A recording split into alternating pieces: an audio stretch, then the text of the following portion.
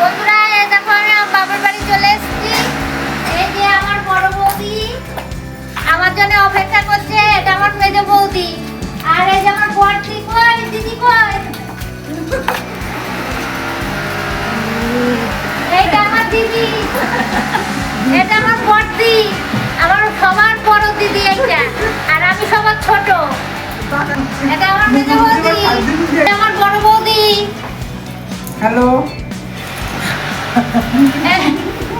এটা আমার এক বৌদির ঘর, ওপরে পুজো দিচ্ছে ঠাকুর ঘরে। চলো আমরা ঠাকুর ঘরে যাই।